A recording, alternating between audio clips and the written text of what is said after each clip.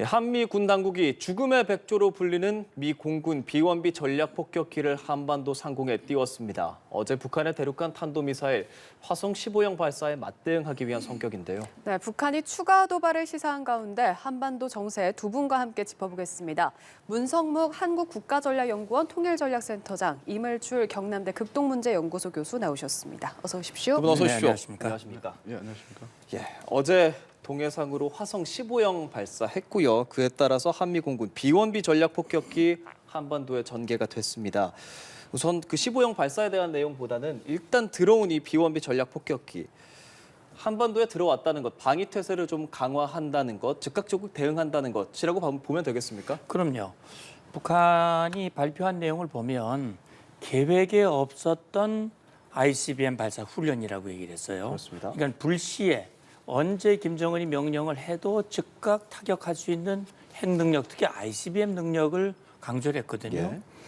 북한이 친절하게 김여정 담화를 통해서 이것이 서울을 겨냥한 것은 아니다. 예. 이건 미국을 염두에 둔 것이다라는 걸 설명을 했는데 북한이 계획에 없는 그런 위협을 가해 온 것에 대해서 한미도 계획에 없던 미 전략 폭격기의 한반도 전개가 이루어졌다 이렇게 보시면 됩니다. 예.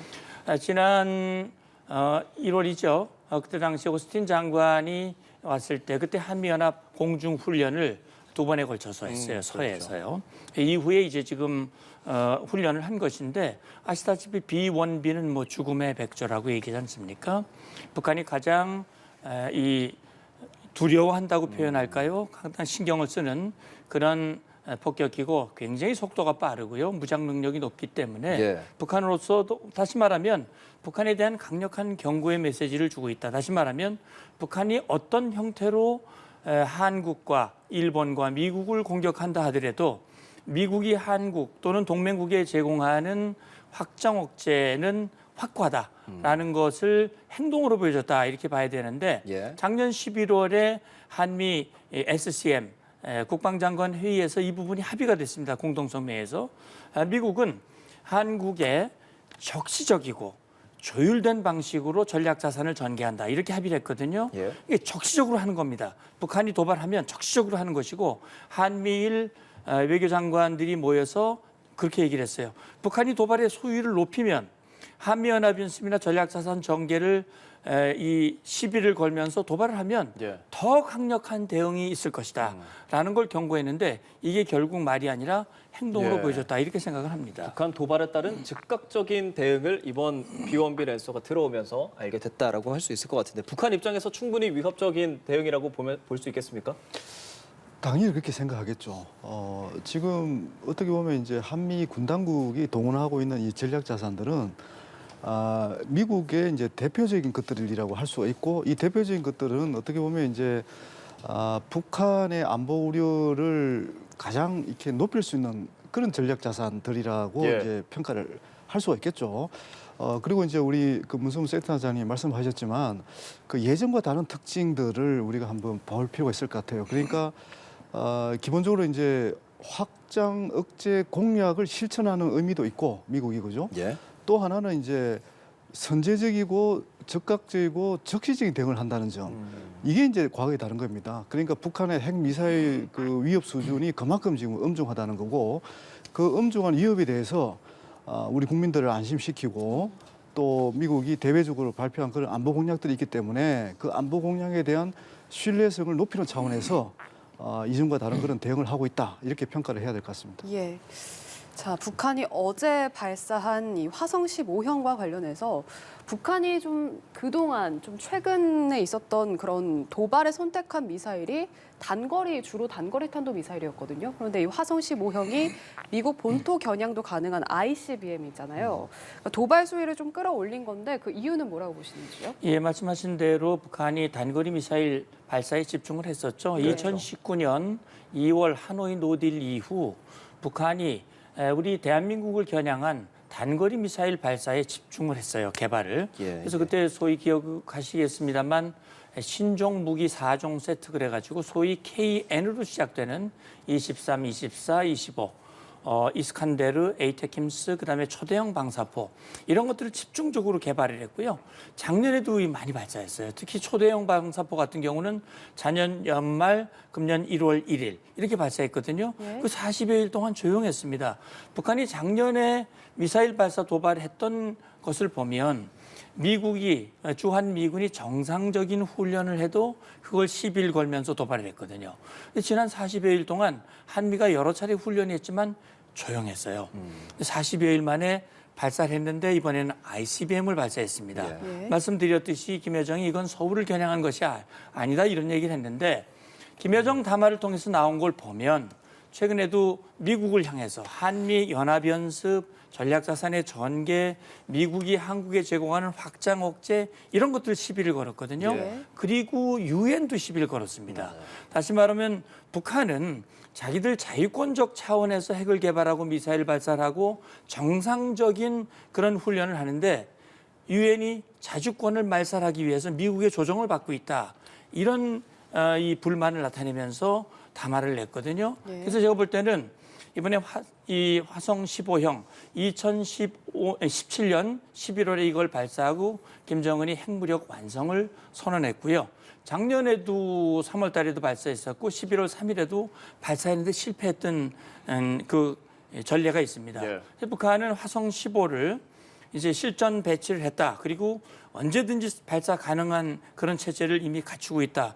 붉은 영웅기 일중대라고 얘기했거든요. 그래서 이건 화성 17도 쏘고 화성 15도 쏘고 대륙간 탄도 미사일을 직접 담당하는 부대가 언제든지 대비 태세를 갖추고 있고 예. 신뢰성을 갖추고 있다는 거를 대외적으로 보여주기 위한 그런 의도가 이번에 담겨져 있다고 생각이 되고요.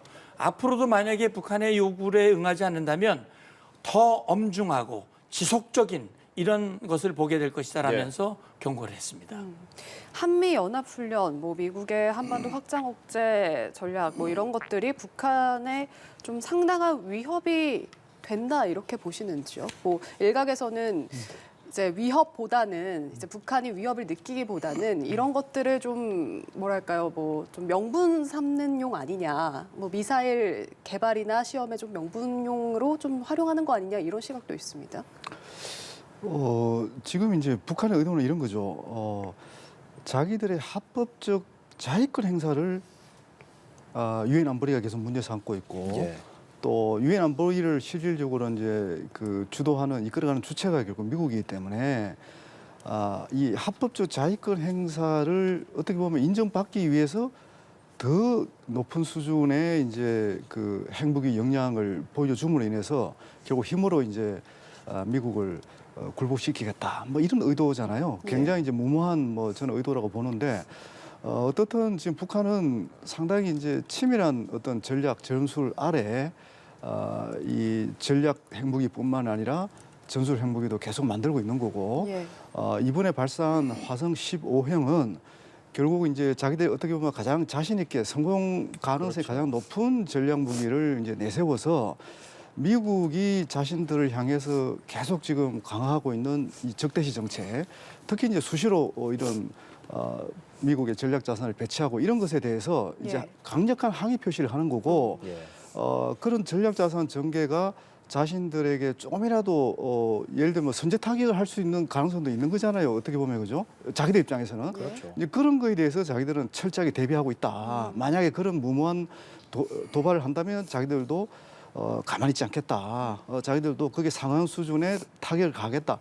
그걸 보여주는 거고, 그걸 이제 말로만 과시하면 안 되니까 예. 실제 자기들의 무기 능력으로 지금 보여주려고 하는 거거든요. 하여튼 그런 맥락에서 지금 상황을 이해를 해야 된다고 그러니까 봅니다. 일종의 뭐 성능을 시험하기 위해서라기보단 이미 북한에서 잘 쏠 수 있는 화성 15형을 썼다는 게 정치적 의미다. 그런 메시지 발산이다라고 생각할 수 있을 것 같은데 사실 저희 처음에 이거 발사됐을 때는 17형일 가능성도 좀 제기됐었지 아닙니까? 화성 17형을 쏠 가능성도 이제 앞으로 좀 있을 것 같은데 말입니다. 네. 이제 저는 또 한 가지 주목을 합니다. 이제 정치적 의도라고 하는 것이 대외 정치도 있고 대내 정치도 있거든요. 그 대외 정치 결국은 지금 한국에 대해서는 김여정이 담화를 냈어요. 상대하지 않겠다. 여전히 그렇죠. 상대하고 싶지 않다라고 얘기를 했고 예. 그런데 이제 미국에 대해서도 얘기를 했고 남조선을 여러 번 언급을 했어요. 예. 그래서 한국과 미국이 북한이 원하는 대로 하지 않으면 이런 형태의 이 강력한 대응을 계속 보게 될 것이다라는 얘기를 했는데 지금 질문도 그 연장선이라고 생각을 해요. 예. 화성 15를 쐈지만 북한은 화성 17의 완성도를 높여야 되거든요. 그렇죠. 그러면 작년 11월 18일에 쐈지만 한 번 가지고 검증이 되는 게 아니거든요. 이번에 북한이 12개의 발사대를 손을 보였어요. 화성 17을. 그렇다면 그걸 이제 화성 15 수준으로 더 수준을 끌어올리고자 하는 그런 강한 의지를 가지고 있습니다. 예. 따라서 앞으로 화성 17을 쏠 가능성도 있고요. 이번에 우리가 주목하는 것은 2월 8일 열병식에서 보여준 이 캐니스타에 실렸던 그렇죠. 고체 로켓 기반의 ICBM. 예. 그것도 이제 언젠간 발사할 거란 말이죠. 그러니까요. 그렇기 때문에 북한은 저는 그렇게 봅니다. 한미연합연습이 북한의 두려움이 되느냐? 사실 한미는 북한을 한 번도 먼저 공격한 일이 없어요. 예. 저도 한미연합연습 여러 번 현역 때 참여를 했지만 방어훈련입니다. 공격훈련이 아닙니다. 예, 그렇습니다. 그렇기 때문에 이건 북한에게 위협을 주는 게 아니에요. 북한은 자기들의 핵미사일 개발을 정당화시키기 위해서 그 책임을 한미로 돌리고 명분을 축적하려고 하는 거죠. 네. 그러니까 김정은은 북한 내부 어렵잖아요. 김정은이 내세우는 건 핵미사일 역량밖에 없거든요. 핵미사일 이걸 계속 고도화시키고 개발을 하려면 결국은 긴장을 고조시키고 책임을 한미로 돌려야 됩니다. 그러니까 한미가 한미연합연습을 하면서 긴장을 고조시켰고 격화시켰기 때문에 예. 우리는 정당하게 대응하고 있고 우리 지도자는 위대한 지도자는 이렇게 정말 잘 대응하고 있다라고 하는 대내 정치 목적도 있거든요.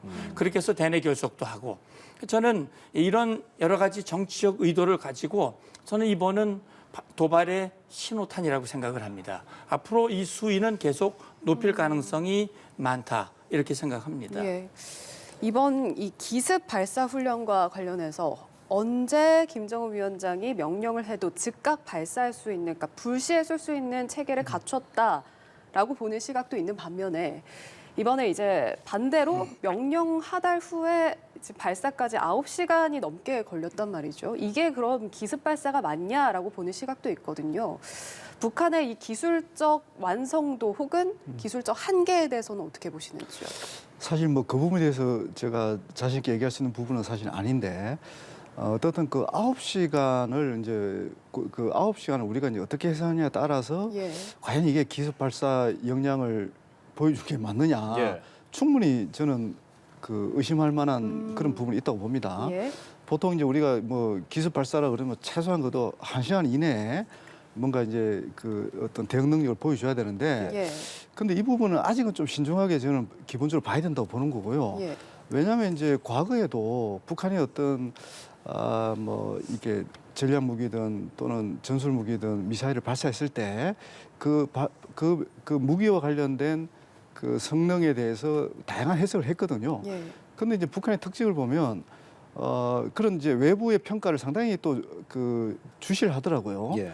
그러면 그걸 또 이제 자기들이 또 이 역량을 가시하기 위해서 또 새로운 실험을 해서 이제 우리가 당신들이 생각과 달리 우리가 실제 능력을 갖고 있다. 실제 이런 기술적인 역량도 있다. 이걸 또 과시하는 그 배틀을 계속 보여줬거든요. 예.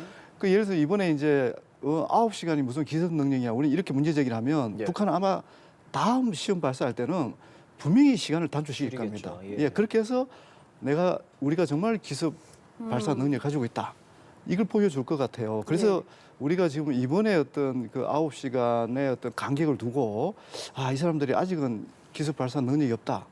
특히 이제 ICBM 기습 발사 능력이거든요. 예. 그게 없다. 이렇게 평가하는 것은 아직은 조금 좀 이렇게 지켜봐야 된다. 이렇게 저는 생각하는 거죠. 문 센터장님은 어떻게 보시는지요? 네, 그러니까 기본적으로 액체 연료 기반으로 하는 ICBM 미사일 같은 경우는 그 연료를 주입하는 시간이 많이 걸리거든요. 그렇죠. 그러니까 9시간 만에 발사한 것도 사실은 그렇게 늦은 시간이라고 볼 수가 없는 거예요. 뭐 앰플화되어 있다 뭐 그런 말. 예, 근데 이제 앰플이라고 하는 거는 이미 이제 연료를 채워놓은 그 연료통을 갖다 주입시키고 이제 발사하면 거기다 연료를 미리 주입을 시켜놓으면 시간을 단축할 수 있잖아요. 그렇죠.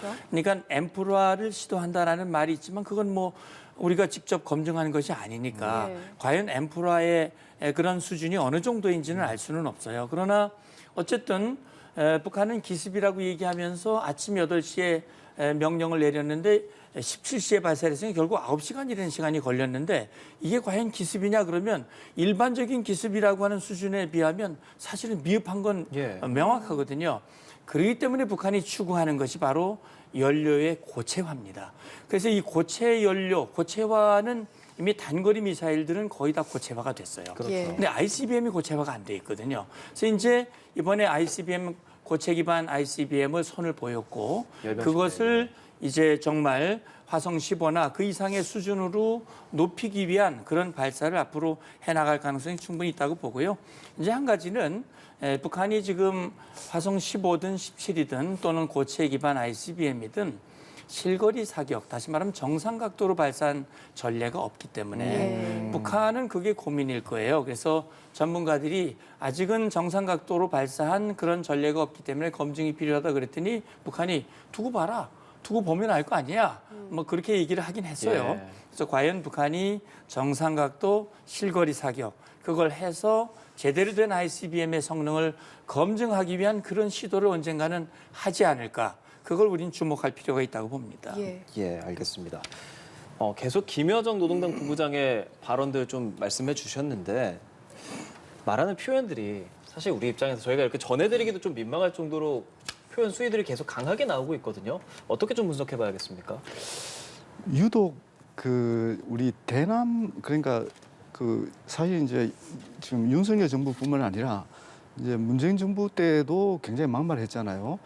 이게 이제 그 2019년 2월 하노이 회담 그 북미 정상회담 결렬 이후에 이제 보여주는 그런 현상들인데 예.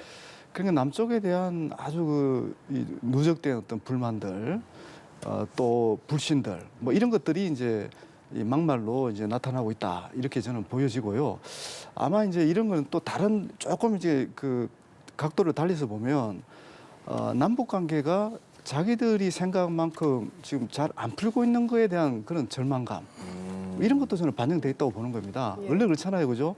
아주 극도의 어떤 그 정오감 이런 것들은 어떻게 보면 무관심보다도 더 이제 좀 다르게 해석할 부분들이 있는 거잖아요. 하여튼 그런 맥락에서 봐야 되는 거고 어떻든 지금 이제 윤석열 정부는 압도적인 확장 억제력 강화를 통해서 북한이 더 이상 도발하지 않겠다. 그걸 통해서 대화를 이끌어내겠다. 이런 대북 정책 기조를 좀 유지하고 있는데 북한은 이런 기조에 대해서 굉장히 반발을 하는 거죠. 예.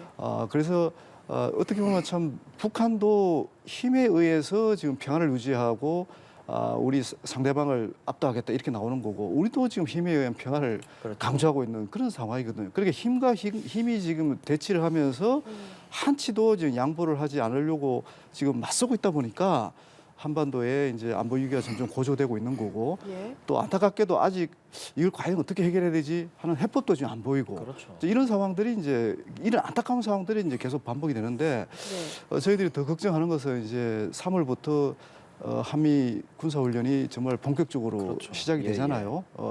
북한이 이제 이런 한미 훈련을 지금 시시각각으로 지켜볼 것이고 예. 또 김여정이 얘기를 했지만은 이런 훈련에 대해서 그냥 묵과하지 않겠다. 더 높은 수위 또 연속적으로 더 초강력 대응을 하겠다고 지금 경고를 한 상황이다 보니까 지금 3월, 4월 이런 그 한미 군사훈련이 집중되어 있는 이 시점이 이 한반도 안보 위기에 정점이 될 가능성이 있다. 이렇게 이제 또 저희들은 예측을 하는 것이죠. 알겠습니다. 김여정 부부장과 관련해서 그간 이제 김정은 딸 김주애가 등장하면서 여러 지금 후계 전망이 나왔었거든요. 열병식 때 김여정 부부장이 뭐 모퉁이에 있었다 이런 추측도 나오고 있는데 이 김주애 띄우기가 오히려 김여정의 기획이 아니냐 이런 얘기가 있는데 이건 어떤 해석입니까?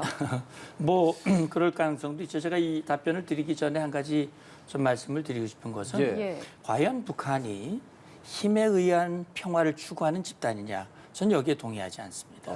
힘에 의한 평화를 추구하는 집단이 아닙니다. 힘에 의해 평화를 파괴하려고 하는 그런 집단이기 때문에 유엔 안보리가 북한에게 탄도미사일 발사는 결코 용이하지 않는다.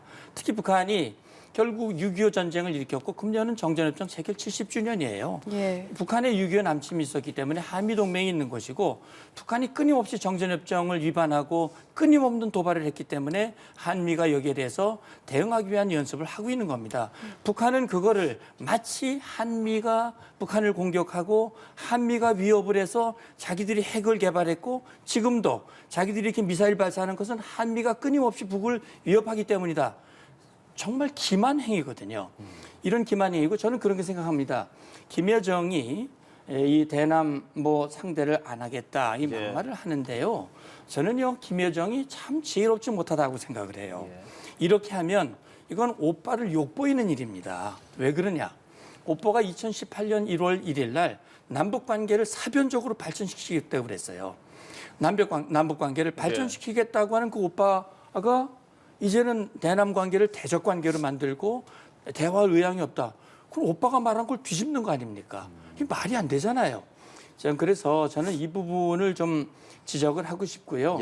북한이 제가 볼 때는 이 김여정이나 김여정이를 보좌하는 참모들이 머리가 좋은데 그 좋은 머리를 상대방을 흠집내고 이런 막말 쓰는 대로 쓰지 말고 주민들을 향한 그런 좀 머리를 써라. 그 얘기를 좀 하고 싶고 저는 김여정이가 김주의 띄우기를 기획했다는 거에는 저도 공감을 합니다. 그렇습니까? 충분히 그럴 수 있다고 봅니다. 왜 그러냐면 김여정의 역할은 김정은의 리더십을 높이고 1인 지배체를 강화시키는데 김여정이 굉장히 중심적인 역할을 해왔거든요. 그래서 김일성 따라하기, 이 중절모를 쓴다든지 여러 가지 이런 것들이 김여정의 작품이다라는 그런 얘기들이 나오고 있거든요. 그래서 저는 지금 위기 상황을 돌파하기 위해서 김주애를 내세워서 따뜻한 정치 리더십, 그다음에 이 후대까지 살피는 김정은의 리더십을 보여주는, 그다음에 강한 훈련장, 강한 발사장 이런 데서 딸을 내세움으로써 김정은의 그 정말 흉악한 그런 모습을 좀 커버하려고 하는 이런 일련의 기도를 김여정이 했을 가능성을 저는 배제할 수 없다고 봅니다. 그래서 일각에서는 김주애가 뜨는데 김여정이가 모퉁이에만 있으니까 김여정이가 화가 나서 이렇게 담화를 낸 것이 아니냐. 일부 그렇게 말하는 분들도 있는데 저는 그것보다는 북한의 내부에 돌아가는 이런 상황을 우리가 겉으로 나타나는 것만 보고 해석하는 데는 조금 우리가 유의할 필요가 있다는 생각을 합니다. 그럼 지금 상황에서 저희가 조금 전에 또 화면도 보여드렸지만 앞으로 몇몇 훈련들, 그러니까 확장 억제 연습도 있고 한미연합훈련은 연중에 계속 진행될 거지 않겠습니까?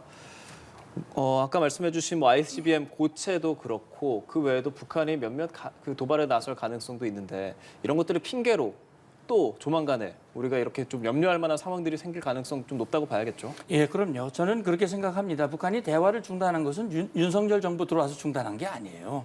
문재인 정부, 평화 프로세스를 진행했던 문재인 정부, 또 문재인 대통령이 김정은과 4.27 판문점 선언, 9.19 평양 선언을 합의했잖아요. 그리고 김정은이 판문점 평화의 집에서 발코니에 나란히 서서 이제 핵 없는 한반도, 전쟁이 없는 한반도를 만들겠다라고 공언을 했어요. 그런데 2019년부터 대화를 중단했어요. 연락사무소도 폭파하고요. 그래서 윤석열 정부가 강하게 해서 대화가 안 되고 있다? 이건 논리가 맞지 않는 얘기입니다. 북한은요, 자기들이 필요하면 대화에 나오고 필요하면 도발을 합니다. 지금은 북한은 대화보다는 도발이 더 필요한 그런 시기라고 저는 봅니다. 그런 차원에서 앞으로 김정은이 2021년 8차 당대회 때 이미 핵무력 강화를 선언했고 전술핵 개발을 공언을 했고요. 그리고 5개의 전략무기 그 추진을 해야 됩니다. 5년 내에. 그렇다면 그걸 추진하기 위해서는 어쨌든 긴장을 고조시켜야 되고 책임을 전가하고 명분을 확보해야 되기 때문에 저는 앞으로 추가 발사를 하면서 계속 이 자기들의 요구를 달성하고 내부적으로 결정하는 그런 정치 군사적 도구로 활용할 가능성이 있다고 봅니다. 이런 도발이 계속 진행될 가능성, 임 교수께서도 같은 의견 갖고 계십니까? 지금 그럴 수밖에 없죠. 특히 이제 미국은 자신들이 제공하는 이 확장 억제력에 대한 어떤 신뢰성을 보여줄 그런 필요성이 있다고 보는 거고요. 또 사실 한미 군사훈련은 북한만을 겨냥한 건 또 아니거든요. 지금 이제 미중 간의 전략 경쟁 속에서 어떤 대만 뭐 침공 가능성, 중국의 대만 침공 가능성도 지금 계속 거론이 되고 있고 그렇기 때문에 사실 미국이 이제 한반도에 전개하고 있는 이 확장 억제 전략이라는 것이 결국은 어떻게 보면 한반도 또 동북까지 다 이렇게 넓게 내다보고 지금 지금 추진하고 있는 그런 군사 훈련이라고 저는 기본적으로 보고 있기 때문에 예. 그런 맥락에서는 북한의 도발 여부와는 또 상관없이 군사 훈련의 필요성을 지금 미국이 갖고 있다. 우선 그렇게 저는 보고 있고요. 예. 그리고 이제 그 문성국 센터장님 말씀을 주셨지만 사실 이제 우리가 북한의 이런 도발에 대해서 규탄하고 또 이런 도발이 결국은 평화를 파괴하고 있다고 충분히 평가할 수 있는 그런 부분들입니다. 그럼에도 불구하고 정말 냉철하게 북한이 지금 북한도 어떻게 보면 계속 이런 식으로 도발을 한다는 것은 북한 정권 유지에도 도움이 안 될 거라고 저는 보는 거거든요. 그런 측면도 조금 고려해 봐야 된다. 당장 지금 북한이 노무 문제 때문에 이번 달 하순에 예. 당 중앙위 전원회의를 2달 만에 개최합니다. 이건 북한 당 역사상 정말 역사가 없었거든요. 선례가 없었습니다. 예. 그만큼 이제 노무 문제, 먹는 문제가 또 심각한 상황이고 네. 그 상황 속에서 이제 이 군사적 대응을 지금 하고 있잖아요, 그죠? 그래서 북한의 행동은 당연히 우리가 규탄해야 되고 그렇지만 좀 보다 근본적인 문제 해결을 위해서는 이렇게 지금 이제 우리가 이제 결국 계속 군사력 대응 위주로 지금 나가고 있는데 좀 더 이렇게 대화 협상으로 실제로 이끌어낼 수 있는 그런 방법은 없을까?